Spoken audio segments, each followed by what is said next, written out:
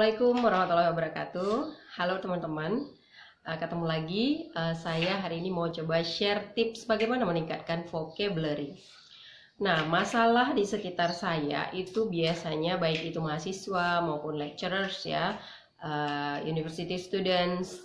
Jadi mereka tuh sering kewalahan dengan kiat-kiat bagaimana sih menambah vocabulary tanpa harus menghafal yang keras gitu ya.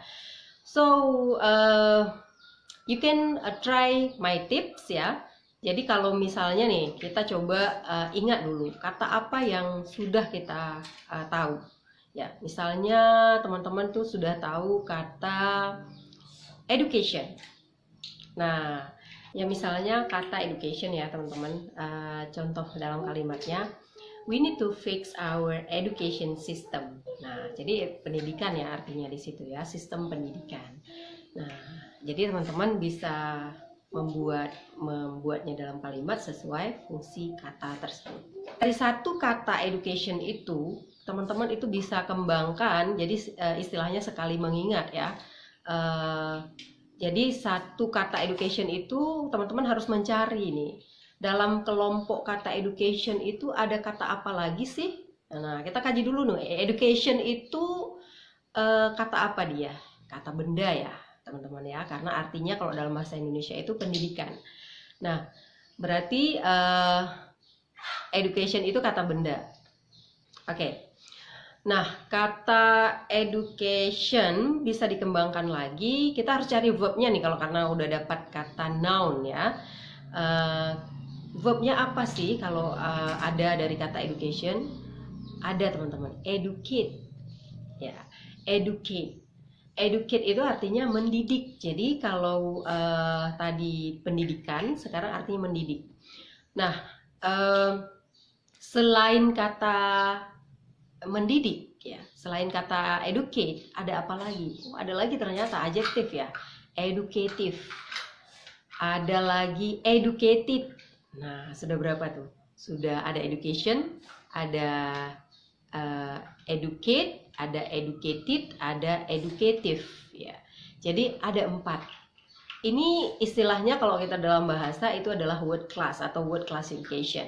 Nah, teman-teman harus make sure, harus benar-benar memastikan setiap kata yang teman-teman tahu itu pasti ada kelompok katanya atau istilahnya word classnya tadi. Jadi make sure you know all the types of the words, baik itu noun, verb, adjective ya, atau adverb sekalipun. Nah, kalau misalnya contoh lain ya, saya kasih tahu contoh lain. Misalnya teman-teman tuh tahu kata apa ya yang paling gampang ya. Oke, teman-teman mungkin sudah pada tahu kata slow ya. Kata slow itu, dari kata slow itu kita juga bisa tahu beberapa kata yang lain sehingga kita tidak salah penggunaannya secara fungsi kata. Misalnya slow sebagai kata sifat ya, yang mungkin teman-teman tahu. He is very slow gitu ya, berarti he is a very slow person misalnya. Nah, dia orangnya lambat gitu ya, orangnya lambat. Nah, sekarang kalau kita mau bilang secara perlahan misalnya ya, please speak slowly misalnya, please speak slowly. Nah, slowly tersebut sudah menjadi kata adverb yang artinya please speak slowly, tolong ngomong pelan-pelan begitu ya, secara perlahan begitu. Nah, ada nggak kata lain dari kata slow tersebut?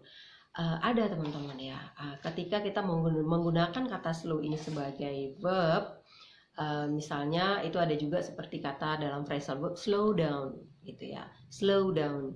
Nah, ada juga nanti fungsinya sebagai verb yang pecahannya menjadi slower the tone, slower the speed misalnya gitu ya. Nah, teman-teman tetap harus memastikan kelompok kata tersebut. Nah, jadi dia teman-teman start dulu dari kata yang sudah teman-teman tahu. Jadi setelah itu bisa mencari kelompok kata tersebut sehingga sekali ingat ya. Jadi jangan nanti ketika orang gunakan sebagai verb kita anggap salah atau kita anggap